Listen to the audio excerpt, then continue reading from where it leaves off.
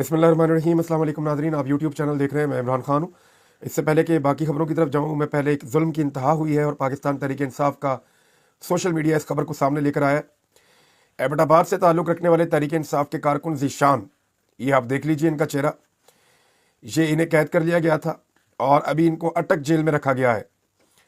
इनकी वालिदा अपने बेटे से मिलने के लिए जेल में आई और अटक जेल पहुंची। इन्होंने बड़ी कोशिश की मिलने की, लेकिन माँ को अपने बेटे से मिलने नहीं दिया गया और फिर वालदा को दिल का दौरा पड़ा और मौके पर ही वो जाँ बहक हो गई।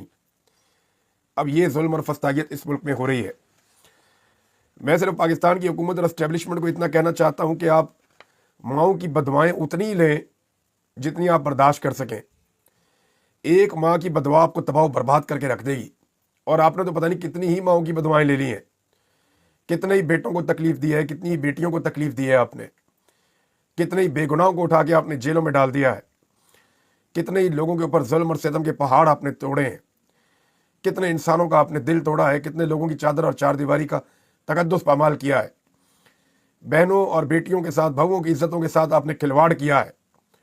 ख़वातीन को आपने अगवा किया है।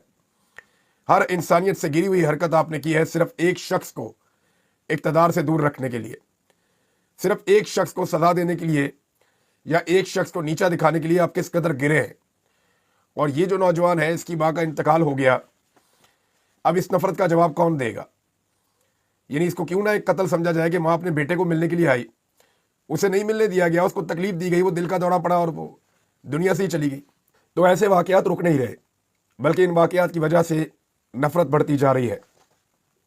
नाज़रीन, एक और ख़बर, पाकिस्तान तहरीक इंसाफ के कुछ सोशल मीडिया के लोगों ने और कुछ तहरीक इंसाफ के ओहदेदारों ने ये क्लेम किया कि इमरान खान साहब को जेल में शदीद तकलीफ में रखा हुआ है और उन्हें बहुत ज़्यादा अजियत दी जा रही है।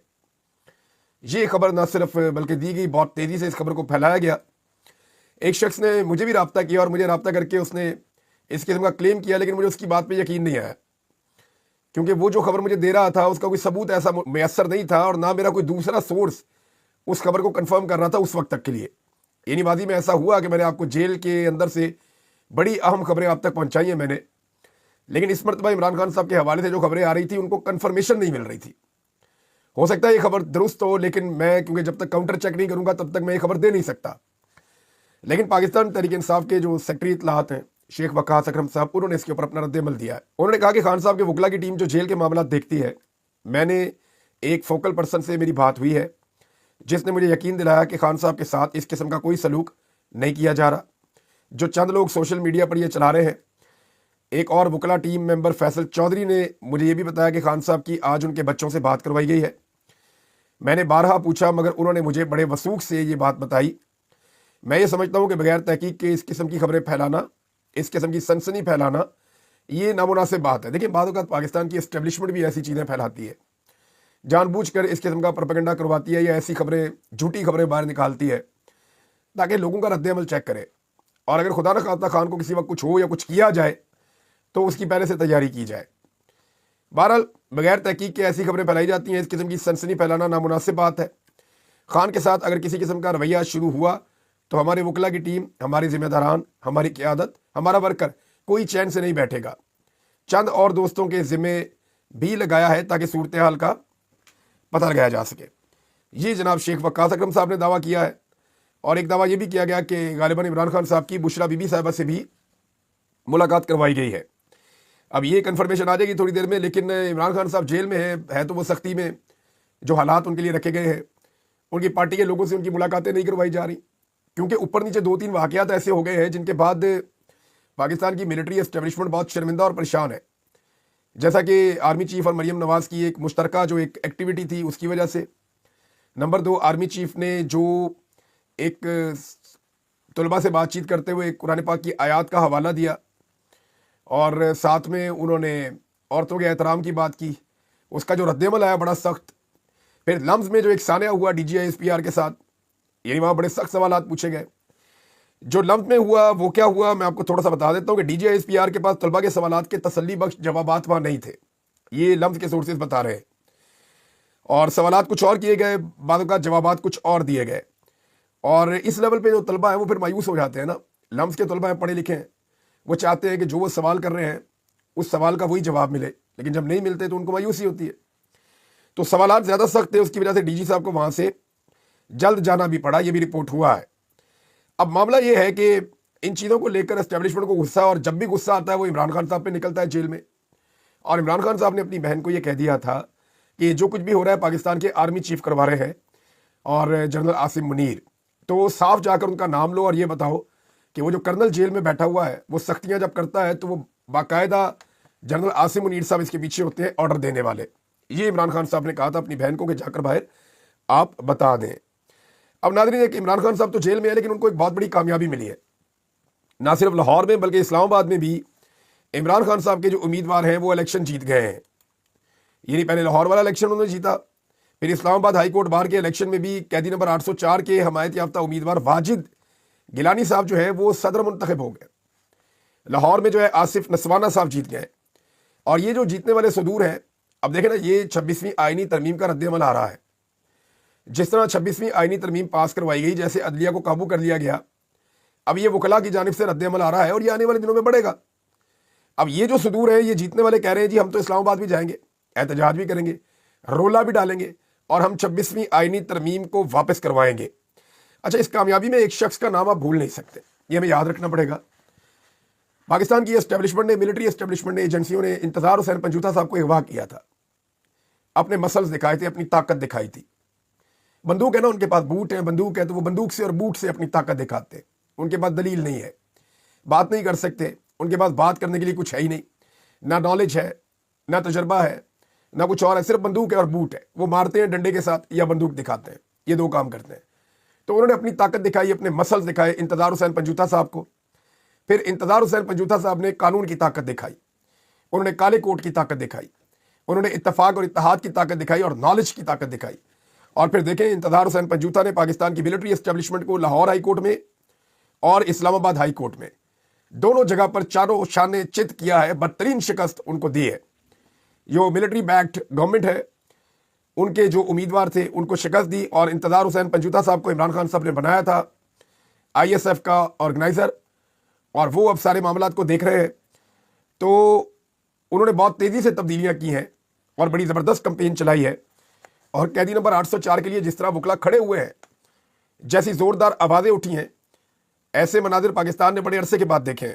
تو ناظرین، یہ ایک بڑا تگڑا میسج ہے، اور یہ میسج ہم سب کو یاد رکھنا چاہیے کہ طاقت کے بلبوتے کے اوپر آپ کچھ دیر کے لیے تو لوگوں کو دبا سکتے ہیں، لیکن آپ ہمیشہ کے لیے اقتدار میں یا طاقت میں نہیں رہ سکتے، کیونکہ اللہ رب العزت کے بعد اگر پاکستان کا کوئی مالک ہے تو وہ پاکستان کے عوام ہے، اور حقیقی طاقت پاکستان کی عوام کے پاس ہی ہے۔ ناظرین، 26 فروری کو اسلام آباد میں ایک بڑا پروگرام ہونے جا رہا ہے، اس میں اپوزیشن کا اتحاد موجود ہوگا، میڈیا، وکلا، سول سوسائٹی۔ یہ ایک قومی کانفرنس ہونے جا رہی ہے۔ پاکستان کے ساتھ جو کچھ بھی کیا گیا ہے اس کے نتیجے میں اب سب لوگ اکٹھے ہونے والے ہیں، اور اکٹھے ہو کر یہ فیصلہ کریں گے کہ پیکا کے ذریعے سے میڈیا، سوشل میڈیا، آزادی اظہار رائے سب چھین لیا، 26ویں آئینی ترمیم کے ذریعے سے عدالتوں کو یرغمال بنا لیا، قانون کو تبدیل کر کے آرمی چیف کی مدت ملازمت 3 سے بڑھا کے 5 سال کر دی، یعنی پاکستان کی پارلیمنٹ پہ پہلے ہی قبضہ کر لیا فارم 47 کے ذریعے سے۔ تو پاکستان میں آزاد رہ کون گیا؟ ہر چیز کو کیپچر کر لیا، ہر چیز کو جکڑ کر رکھ لیا ہے پاکستان کی اس وقت کی اسٹیبلشمنٹ نے۔ تو اس کے اوپر ایک قومی کانفرنس ہونے جا رہی ہے، دیکھتے ہیں وہاں سے کیا نکلتا ہے۔ لیکن کچھ چیزیں امپورٹنٹ ایک میں آپ کو اور بتاتا ہوں۔ میں نے ایک سروے کروایا، اور یہ سروے میرے پاس یہاں سامنے موجود ہے، میں آپ کو دکھا بھی دیتا ہوں، یہ دیکھ لیں آپ۔ یہ سروے میں نے کروایا D G I S P R کے حوالے سے، کیونکہ وہ گئے، انہوں نے نوجوانوں سے بات چیت کی، اور انہیں لگتا ہے جب وہ نوجوانوں سے بات چیت کریں گے تو شاید اس کی کوئی بہتری پیدا ہوگی۔ لیکن میرا یہ ماننا ہے کہ نوجوانوں میں اس وقت شعور کا لیول بہت اوپر ہے۔ میں حیران ہو رہا تھا منصور علی خان صاحب کے پروگرام میں نوجوانوں کے سوالات سن کر کہ اب انہیں سارا کچھ پتہ ہے، آپ ان سے کچھ چھپا نہیں سکتے، وہ زمینی حقائق کو کسی سے بھی بہتر جانتے ہیں۔ تو پاکستان کا نوجوان نہ صرف ویل انفارمڈ ہے، بلکہ وہ سوال کرنا بھی جانتا ہے اور جواب بھی مانگتا ہے، اور وہ جرت والا بھی ہے۔ تو میں نے D G I S P R کا جو لمس کا دورہ ہے اس کے بارے میں نے نوجوانوں سے عام سوال کیا۔ میں نے پوچھا کہ فوجی قیادت کا دعویٰ ہے کہ وہ سیاست میں بالکل مداخلت نہیں کرتے، کیا آپ اس دعوے سے اتفاق کرتے ہیں؟ لگ بھگ 20,000 کے قریب ووٹ پڑے، 18,210 ووٹ میرے پاس ہے، اور میں نے یہ 24 گھنٹے کے لیے نہیں کروایا، یہ میں نے تھوڑی سی دیر کے لیے یہ سروے کروایا تھا، یہ 24 گھنٹے والا سروے نہیں تھا، چند گھنٹے والا سروے تھا۔ تو اس میں 18,210 ووٹ پڑے ہیں اور جو فائنل رزلٹ ہمارے پاس ہے اس میں صرف 5% لوگوں نے کہا کہ ہاں فوج جو کہتی ہے کہ اس کا سیاست میں کردار نہیں ہے، فوج ٹھیک کہتی ہے، لیکن 95% یعنی 95% لوگوں نے یہ کہا کہ فوجی قیادت کا یہ دعویٰ کہ وہ سیاست میں مداخلت نہیں کرتی وہ غلط ہے، وہ جھوٹ بولتے ہیں، ہم اس سے اتفاق نہیں کرتے۔ تو میرے خیال میں اب راستہ ایک ہی بچا ہے، پاکستان کی ملٹری اسٹیبلشمنٹ کو چاہیے کہ وہ اپنے اصل کام کی طرف واپس جائیں، جیسا کہ ان کو پوری دنیا مشورہ دے رہی ہے، جیسا کہ ان کو پاکستان میں سے سب لوگ مشورہ دے رہے ہیں کہ آپ اپنے اصل کام میں واپس جائیں، یہ سیاست کھیلنا بند کر دیں، سیاست کے اندر حکومت کے اندر مداخلت بند کر دیں، عوامی نمائندوں کو حکومت چلانے دیں، سویلینز کو ملک چلانے کا اختیار آپ دے دیں، اور آپ صرف بارڈرز کو سنبھالیں، آپ صرف امن و امان کے معاملات کو سنبھالیں، یا جہاں پہ آپ کو حکم دیا جائے کہ آپ نے یہاں پہ جا کے کام کرنا ہے، فرض کریں آپ کو حکم آتا ہے کہ آپ فلڈز پہ جا کے کام کریں تو آپ کریں، فرض کریں آپ کو حکم آتا ہے کہ آپ نے فلاں جگہ پہ یہ ڈیوٹی کرنی ہے تو وہ ڈیوٹی آپ کریں، تو آپ حکم کے مطابق چلیں، یعنی آپ عوام کی منتخب کی ہوئی حکومت کی نوکری کریں، جو عوامی حکومت ہے اس کے حکم کے مطابق اگر آپ چلیں گے تو آپ کی عزت بحال ہوگی، عوام کو آپ پہ یقین آنا شروع ہو جائے گا، اور جو ایک خلیج پیدا ہو گئی ہے پاکستان کی فوج میں اور عوام میں، وہ خلیج بھی کم ہونا شروع ہو جائے گی۔ شہباز شریف صاحب نے جو رنگ بازی کی ہے اور جس قسم کی انہوں نے، یعنی مائک پکڑ کے، مائک کے دشمن ہے شہباز شریف صاحب، جب ان کے سامنے مائک آتا ہے وہ اپنے سینے پہ ہاتھ مار کے مائک کو پڑ جاتے ہیں، پتہ نہیں کوئی پرانی دشمنی ہے ان کی مائک کے ساتھ کہ میرا نام شہباز شریف نہیں ہے، میں یہ کر دوں گا، میں وہ کر دوں گا۔ یہ وہی ہے جس نے کہا تھا کہ میں زرداری کو میں نے لاڑکانہ کی، لاہور اور اسلام آباد کراچی کی سڑکوں پہ نہ گھسیٹا تو میرا نام شہباز شریف نہیں ہے۔ تو آج وہ کہہ رہا ہے جی وہی والا بندہ جس نے زرداری کو صدر پاکستان بنایا بعد میں، وہی والا سیاستدان آج یہ کہہ رہا ہے کہ وہ انڈیا کو پیچھے چھوڑ دے گا، انڈیا سے آگے نکل جائے گا۔ ذرا یہ دیکھیں، مزمل اسلم صاحب بتا رہے ہیں کہ پاکستان کا جو ٹوٹل جی ڈی پی ہے نا وہ 350 ارب ڈالر ہے، یعنی ہم جتنی بھی خدمات یا مصنوعات پیدا کرتے ہیں، ہماری ٹوٹل قومی پیداوار جو ہے، چاہے وہ مصنوعات ہیں چاہے وہ خدمات ہیں، کچھ بھی ہے، ان کی ٹوٹل مالیت 350 ارب ڈالر ہے بس، جبکہ بھارت 5000 ارب ڈالر سے زیادہ ہے۔ پاکستان کی جو شرح نمو ہے، ترقی کی شرح، وہ 1% سے بھی کم ہے، 1% سے بھی کم۔ عمران خان صاحب اس کو لے گئے تھے 6% کے قریب، اور بھارت کا 6% ہے، یعنی بھارت آگے سے آگے بڑھ رہا ہے، پاکستان آگے بڑھ نہیں رہا۔ تو اس رفتار سے اگر یہ بھارت کو پیچھے چھوڑنا چاہتے ہیں تو 500 سال اور لگے رہے، ایسے تو یہ بھارت کو پیچھے نہیں چھوڑ سکیں گے۔ ناظرین، ایک کے بعد ایک طبقہ احتجاج کرنے کے لیے آ جاتا ہے۔ اب کسانوں نے احتجاج کا اعلان کر دیا کہ ان کا معاشی قتل کیا جا رہا ہے، اور گندم کے کسان پہلے سے تیاری کر رہے ہیں، گنے میں ان کو مار پڑی ہے، کسانوں کو جو ہے وہ چاول میں مار پڑی ہے، کپاس کی پیداوار 33% کم ہوئی ہے، اور یہ کہتے ہیں یہاں پہ انقلاب آ رہا ہے، سبز انقلاب آ رہا ہے۔ اب 3900 روپے من گندم مقرر کی تھی انہوں نے پہلے، اور 2600 روپے کسان بیچارہ بیچتا رہا ہے، اور اب جو پالیسی انہوں نے بنائی ہے، جو کسان دشمن پالیسی ہے، اس کے خلاف کسانوں نے یہ فیصلہ کیا ہے کہ اس پالیسی کے خلاف 26 فروری 2025 سے بروز بدھ کو احتجاجی ریلی نکالنے کا فیصلہ کیا ہے، اور کسان اس کے اندر شرکت کریں گے۔ سب سے پہلے حافظ آباد پہنچیں گے، پھر مختلف جگہوں سے یہ اپنا کام شروع کریں گے۔ تو ایسا دکھائی دیتا ہے کہ اب کسان بھی تنگ آ گئے ہیں، مزدور بھی تنگ آ گئے ہیں، سرکاری ملازمین بھی تنگ آ گئے ہیں، وکلا بھی تنگ آ گئے ہیں، ججز بھی تنگ آ گئے ہیں، صحافی بھی تنگ آ گئے ہیں۔ پاکستان میں کوئی ایک ایسا طبقہ نہیں ہے جو اس حکومت اور ان کو لانے والوں سے تنگ نہ آیا ہو۔ میرے خیال میں جان چھڑانے کا وقت بہت قریب ہے، اور جلدی ان لوگوں سے جان چھوٹ جائے گی۔ ادھر ایک اور میں آپ کو یہ تصویر دکھاتا ہوں، یہ دیکھیں، یہ اعجاز چودھری صاحب ہے، یہ سینیٹر ہے پاکستان میں۔ پاکستان میں ٹوٹل 100 سے کم سینیٹر ہوتے ہیں، اور یہ عزت دار لوگ ہوتے ہیں۔ تو اعجاز چودھری صاحب سینیٹر ہیں۔ گزشتہ لگ بھگ 1.25 سال سے کئی دفعہ کوشش کی گئی، پروڈکشن آرڈرز ان کے جاری کیے گئے، لیکن ان کو سینٹ کے اجلاس میں نہیں جانے دیا پاکستان کی اسٹیبلشمنٹ نے۔ ایسی ضد پکڑی ہوئی ہے، اگر یہ آدمی بھی نواز شریف یا زرداری کی طرح ڈیل کر لیتا تو یہ سینٹ کے اجلاس میں بیٹھا ہوا ہوتا۔ اب مجھے بتائیں نا کہ ضد کیا ہے اعجاز چودھری سے؟ یہ اسپتال میں پڑے ہوئے ہیں، ان کا وہاں پہ علاج ہوا ہے، اور دل کے مرض میں مبتلا ہیں، اور ان کو اسپتال سے فواد چودھری صاحب کے بقول ان کو فوری طور پہ واپس جیل میں بھی منتقل کیا گیا ہے۔ سرجری کے بعد زبردستی جیل شفٹ کیا گیا۔ فواد چودھری صاحب کہہ رہے ہیں ایک بزرگ رہنما جو سینیٹر بھی ہیں، ان کے ساتھ ایسا بہیمانہ سلوک انتہائی قابل مذمت ہے۔ پھر اس میں کچھ تفصیلات جو ہیں وہ ثاقب بشیر صاحب بتا رہے ہیں قانونی نقطے میں، کہ اس طرح کے مقدمات میں ایسی صورتحال میں بہت پہلے ضمانت ہو جاتی ہے ملزمان کی، لیکن یہاں تو نظام نے ضد پکڑ لی ہے، اور معاملہ صرف یہ ہے کہ اسٹیبلشمنٹ کے کہنے کے اوپر ڈیل کیوں نہیں کی۔ تو جو ڈیل نہیں کر رہا نا اس کو نشان عبرت بنا رہے ہیں۔ یا تو آپ نواز شریف بنے یا آپ نشان عبرت بنے. تو نواز شریف صاحب سے اتنا چڑھ گئے پاکستانی کہ کوئی بھی سیاستدان موت قبول کرنے کو تیار ہے، نواز شریف بننے کے لیے تیار نہیں ہے. ناظرین ایک اور خبر آئی میرے پاس، یہ عادل خان بزئی صاحب کا میرے پاس یہ ایک ٹویٹ آیا، میں نے اس کو پڑھا تو پھر مجھے پتا چلا کہ یہ تو شیر افضل مروت صاحب کا ایک سٹیٹمنٹ ہے. مروت صاحب نے کہا کہ عادل بزئی سے سٹینڈنگ کمیٹی میں شامل کرنے کے لیے 3 کروڑ روپے رشوت مانگی گئی. یہ مروت صاحب نے دعویٰ کیا. آج کل مروت صاحب کا سارا ٹارگٹ پاکستان تحریک انصاف ہے. کبھی وہ تحریک انصاف کی خواتین کو ٹارگٹ کرتے ہیں، کبھی تحریک انصاف کی قیادت کو ٹارگٹ کرتے ہیں، کبھی وہ عمران خان صاحب کو ٹارگٹ کرتے ہیں، کبھی وہ عمران خان صاحب کے قریبی ساتھیوں کو ٹارگٹ کرتے ہیں. اب عادل بزئی ایک ایسا شخص ہے جس نے بڑی قربانی دی ہے. میرے خیال میں اس 26ویں آئینی ترمیم کے دوران اگر کسی شخص نے سب سے زیادہ مالی نقصان برداشت کیا ہے تو وہ شاید میں کہہ سکتا ہوں کہ عادل بزئی ہے.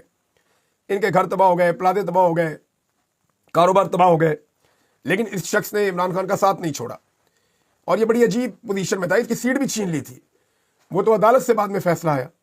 تو عادل بزئی صاحب یہ کہتے ہیں اس کے بارے میں، جو ان کا سٹیٹمنٹ ہے میں آپ کو پڑھ کے سنا دیتا ہوں. مروت صاحب کہہ رہے ہیں جی کہ 3 کروڑ روپے رشوت ان سے مانگی گئی، ان کا دعویٰ ہے. عادل بزئی صاحب کہہ رہے ہیں کہ یہ بات انتہائی عجیب ہے، مجھے اس معاملے کا کوئی علم نہیں ہے. یعنی جس سے پیسے مانگے گئے اس کو نہیں پتا، وہ تیسرے بندے کو پتا کہ مانگے گئے ہیں. یہ الزام بالکل جھوٹا ہے، یعنی انہوں نے جھوٹا قرار دے دیا. میں واضح طور پر تردید کرتا ہوں. عادل بزئی صاحب نے یہ ٹویٹ کیا ہے اور یہ پھر رپورٹ بھی ہو گیا. ناظرین ایک اور خبر آئی اور خبر یہ ہے کہ جو پتن کی عمارت کو سیل کیا گیا ہے، ملتان کے اندر بھی اور اسلام آباد کے اندر بھی ان کے اوپر اٹیک کیا گیا، صرف اس لیے کہ انہوں نے دھاندلی کو بے نقاب کیا تھا. یعنی پتن ڈیولپمنٹ آرگنائزیشن جو ہے اس نے بتایا کہ پاکستان میں کس نوعیت کی دھاندلی ہوئی. 64 نئے طریقے استعمال کیے گئے. نواز شریف کا حلقہ جو ہے وہ دھاندلیوں سے اور بے شرمیوں سے بھرا ہوا ہے. پی ایم ایل این کی ساری قیادت دھاندلی سے جیتی ہے. 17 سیٹوں والوں کو 180 سیٹوں والوں کے مقابلے میں حکومت بنا کر دی گئی ہے. جب یہ ساری چیزیں سامنے آئی تو اس کے بعد ان پہ اٹیک کر دیا گیا. اب اس کے اوپر human rights commission of Pakistan, انہوں نے غیر سرکاری تنظیم پتن کی اسلام آباد کی عمارت کو سیل کرنے پر تنقید کرتے ہوئے اسے ناقابل قبول قرار دیا ہے. انہوں نے پریس ریلیز جاری کرتے ہوئے کہا کہ پتن کے نیشنل کوآرڈینیٹر سرور باری کی رہائش گاہ کو سیل کر دیا گیا ہے اور ان کے اہل خانہ کو بھی بے دخل کر دیا گیا ہے. اور اس کے بعد جو پتن نے رپورٹ دی اس کے بارے میں بتایا گیا. پھر یہ کہا گیا کہ جس قسم کا یہ ایکٹیویٹی ہے یہ خلاف قانون ہے اور اس کی انہوں نے سخت مذمت اور ان کو غلط قرار دیا ہے، اس عمل کو ہی غلط قرار دیا ہے. عافیہ صدیقی کے بدلے امریکہ کو شکیل افریدی کی حوالگی. حکومت کا جواب سامنے آ گیا. عافیہ صدیقی کی امریکہ عدالت میں رہائی سے متعلق پٹیشن کی حمایت سے پیچھے ہٹنے کے حکومتی بیان نے عدالت کو حیرت میں ڈال دیا. یعنی حکومت پیچھے ہٹ گئی ہے عافیہ صدیقی کو واپس لانے سے. اچھا میں نے اس کے بارے میں کچھ انفارمیشن کلیکٹ کی ہے، کیونکہ عافیہ صدیقی کو پاکستان کی ملٹری اسٹیبلشمنٹ نے امریکہ کے حوالے کیا تھا. تو پاکستان کی ملٹری اسٹیبلشمنٹ یہ نہیں چاہتی کہ عافیہ صدیقی ہوش و حواس میں اور زندہ سلامت پاکستان واپس آئے، کیونکہ اس صورت میں پاکستان کی ملٹری اسٹیبلشمنٹ کو بہت سخت شرمندگی ہوگی جب لوگ انہیں دیکھیں گے اور وہ یہ بتائیں گی کہ انہیں جو ملٹری اسٹیبلشمنٹ ہے اس وقت کی انہوں نے پکڑ کے امریکہ کے حوالے کیا تھا اور اتنے سال تک قوم کی بیٹی جو ہے وہ امریکہ کی قید میں رہی ہے اور اس پہ کس قسم کے مظالم ہوئے ہیں. تو اس سے ملٹری اسٹیبلشمنٹ کے خلاف مزید نفرت پیدا ہو جائے گی. لہذا عافیہ صدیقی والے معاملے سے اگر حکومت پیچھے ہٹ جائے اور اپنے موقف سے پبلک میں کچھ اور کہے اور وہاں جا کے پیچھے ہٹ جائے تو اس پہ حیران ہونے کی ضرورت نہیں ہے. ناظرین ایک اور خبر ہے اور یہ بہت عجیب خبر ہے. یعنی جیکب آباد ہے پاکستان کا ایک علاقہ ہے اور وہاں سے یہ خبر آ رہی ہے کہ ڈونلڈ ٹرمپ کی جانب سے غیر ملکی امداد منجمد کیے جانے کی وجہ سے پاکستان کے گرم ترین شہر جیکب آباد کے رہائشیوں کو صاف پانی کی فراہمی کا معاملہ خطرے میں پڑ گیا.